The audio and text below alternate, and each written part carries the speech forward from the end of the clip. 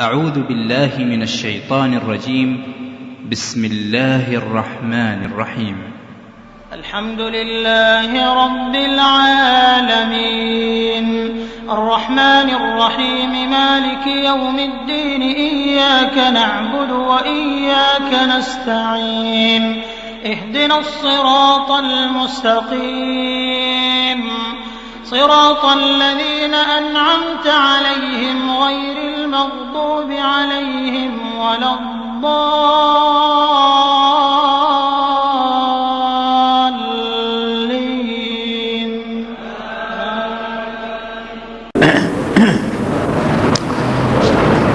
إن الحمد لله نحمده ونستعينه ونستغفره ونؤمن به ونتوكل عليه ونعوذ بالله من شرور أنفسنا ومن سيئات أعمالنا من يهده الله فلا مضل له ومن يضلله فلا هادي له وأشهد أن لا إله إلا الله وأشهد أن محمدا عبده ورسوله. يا أيها الذين آمنوا اتقوا الله حق تقاته ولا تموتن إلا وأنتم مسلمون. يا أيها الناس اتقوا ربكم الذي خلقكم من نفس واحدة وخلق منها زوجها وبث منهما رجالا كثيرا ونساء واتقوا الله الذي تساءلون به والأرحام إن الله كان عليكم رقيبا.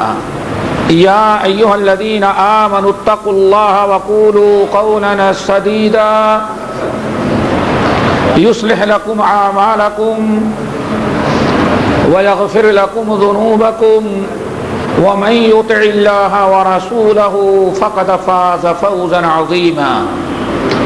أما بعد فإن خير الحديث كتاب الله وخير الهدي هدي محمد صلى الله عليه وسلم وشر الأمور محدثاتها وكل محدثة بدعة وكل بدعة ضلالة وكل ضلالة في النار. فأعوذ بالله السميع العليم من الشيطان الرجيم. بسم الله الرحمن الرحيم.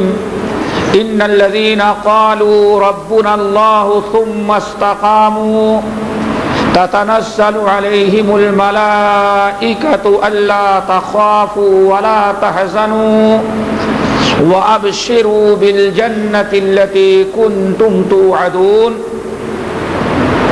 فعن عبد الله بن عمرو بن العاص رضي الله تعالى عنهما قال إن معاذا أتى النبي صلى الله عليه وسلم فقال يا رسول الله إني أريد سفرا فأوصني. قال اعبد الله ولا تشرك به شيئا. فقال زدني يا رسول الله. فقال استقم وَلْتُحْسِنْ خُلْقَكَ او كما قال علیہ الصلاۃ والسلام. ہم نے قرآن پاک کی ایک آیت اور مسند الامام احمد بن حنبل کی ایک حدیث جس کو حضرت عبداللہ ابن عمرو ابن العاص رضی اللہ تعالی عنہما نے روایت کیا ہے، یہ دو ایک آیت اور ایک حدیث میں نے آپ حضرات کے سامنے پڑھی ہے، اور انہی دونوں کی روشنی میں کچھ گفتگو ہوگی اختصار کے ساتھ. اللہ تعالیٰ سے دعا کرو کہ اللہ ہم سب کو عمل کی توفیق نصیب فرمائے. اللہ رب العالمین نے فرمایا ان الذین قالوا ربنا اللہ ثم استقاموا. جو لوگ کہتے ہیں کہ ہمارا رب اللہ ہے اور پھر اسی پر وہ قائم رہتے ہیں. ربنا اللہ کہہ کر کے انہوں نے اقرار کر لیا، اعتراف کر لیا کہ ہمارا رب اللہ ہے، اب اسی پر وہ ڈٹے رہتے ہیں. ابو بکر صدیق رضی اللہ تعالیٰ عنہ آیت کی تفسیر کرتے ہوئے فرماتے ہیں ان الذین قالوا ربنا اللہ ثم استقاموا اے لم یلتفتوا الی الہ غیرہ، یعنی اللہ کے علاوہ کسی اور کو اپنا رب تسلیم نہیں کرتے. کہہ دیا، اقرار کر لیا، اعلان کر لیا کہ ہمارا رب اللہ ہے، پھر اسی پر وہ ڈٹے رہے. حضرت عباس بن عبد المطلب رضی اللہ تعالی عنہ جو آپ کے چچا ہیں، کہتے ہیں کہ میں نے نبی علیہ السلام کو فرماتے ہوئے سنا کہ ذاق طعم الایمان، ذاق طعم الایمان من رضی باللہ ربا وبالاسلام دینا وبمحمد رسولا. آدمی ایمان کا مزہ اور اسلام کا مزہ پائے گا کب؟ ہر کلمہ پڑھنے والا اسلام اور ایمان کا مزہ نہیں پاتا. ربی اللہ کہنے کا مزہ سب کو نہیں ملتا. اگر کسی کو ملتا ہے تو گردن کٹ جائے، لیکن وہ ربنا اللہ سے پھرنے کے لیے تیار نہیں ہوتا. ذاق طعم الایمان، آپ فرماتے ہیں ایمان کا مزہ اس شخص نے چکھ لیا، ایمان کا ٹیسٹ اور ذائقہ اس شخص کو حاصل ہو گیا من رضی باللہ ربا، جس نے اللہ تعالیٰ کو اپنا رب قبول کرنے پر خوش ہے. بس اب ہم نے اس کو مان لیا ہے، اب ہمیں کسی غیر کی کوئی ضرورت نہیں ہے. اور کیسے تسلیم کر لے، کیسے قبول کر لیا؟ جیسے حضرت بلال نے قبول کیا. تپتے ہوئے پتھر پر شدت کی گرمی میں انہیں زمین پر لٹا دیا جائے، سینے پر لکڑی رکھ دیا جائے، ہاتھ باندھ کر کے گھسیٹا جائے کہ ربی اللہ چھوڑ کر کے جیسے باپ دادا کے بت پرستی والے دین پر تھے اسی پر لوٹ آؤ. لیکن حضرت بلال کہتے ہیں احد، احد نہیں، میں ایک رب کے علاوہ کسی اور کو اپنا رب تسلیم نہیں کرتا. ان کو اس پتھریلے پتھر پر لیٹ کر کے ایذا و تکلیف سہنے میں جو مزہ آتا تھا، آج ہم لوگوں کو بے شمار نعمتیں استعمال کرنے کے باوجود بھی ربی اللہ کا وہ ٹیسٹ اور ذائقہ نہیں حاصل ہے. کیوں؟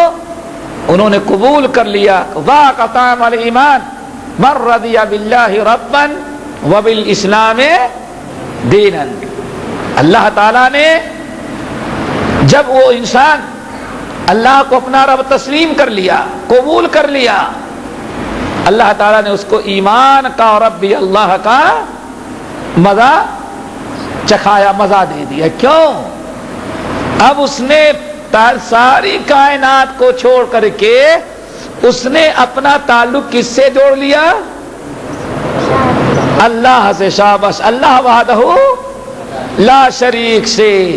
اور جس کا تعلق اللہ تعالی سے ہو جائے اسے کسی اور چیز میں کوئی مزہ نہیں آتا. نمبر 2 وبالاسلام دینا، جو انسان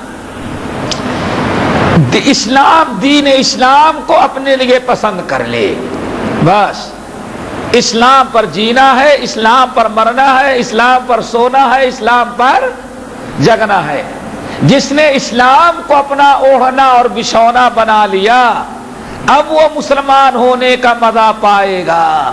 اور جس نے اسلام کو اپنا اوڑھنا بچھونا نہ بنایا، میرے بھائی، اسے نبی کی سنت پر عمل کرنے میں مزہ نہیں آتا، بلکہ اس کو یہود نصارہ کے طریقے کے اپنانے میں زیادہ مزہ ملتا ہے. کیوں؟ وجہ کیا ہے؟ اس نے زبان سے تو کہا کہ اسلام ہمارے لیے کافی ہے، لیکن حقیقت میں وہ اسلام کو دل سے قبول نہ کیا، اسلام کو اپنے لیے کافی نہ سمجھا. اگر اسلام کو پسند کر لیتا اور اسلام پر بس قل ان صلاتی و نسکی و محیایا و مماتی للہ رب العالمین اليوم اکملت لکم دینکم و اتممت علیکم نعمتی و رضیت لکم الاسلام دینا. اگر اس کا مزہ اس کو چکھ لیتا اور اس کا مزہ اسے آ گیا ہوتا تو کبھی بھی وضع میں